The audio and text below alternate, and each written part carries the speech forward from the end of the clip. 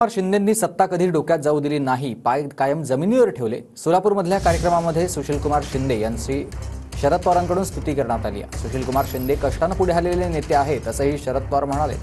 तर पवारांनी निर्णय घेतला नसता तर ते देशाचे पंतप्रधान असते। सुशीलकुमार शिंदे यांचं शरद पवारांच्या पंतप्रधान पदावर हे भाष्य आहे। तुम्ही माहीत नव्हतं की 84 वर्षाची झाली, माझ्यापेक्षा 5.5 महिन्यांनी ते राहिले।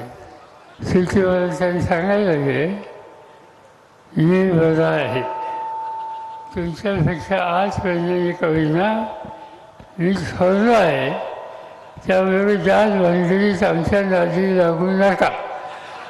सत्ता कधी डोक्यात जाऊन दिली नाही, पाय नेहमी जमिनीवर ठेवले आणि सामान्य माणसाची बांधिलकी कधी सोडली नाही। आणि त्याचमुळे आज एवढ्या संख्येने त्यांचा सन्मान करण्याच्यासाठी तुम्ही सगळेजण आम्ही सगळेजण उपस्थित आहोत, हे त्यांच्या कर्तृत्वाचं यश आहे। नरसिंगराव सभ्य होते,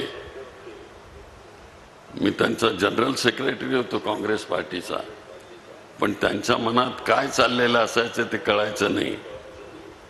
तर दुसऱ्या दिवशी मला फोन आला की Sushil, are you really interested in going to Maharashtra? मी म्हटलं त्यांना, सर तुम्ही ठरवा।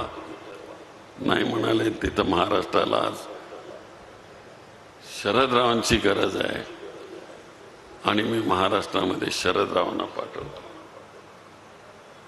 आणि शरदराव महाराष्ट्रात आले।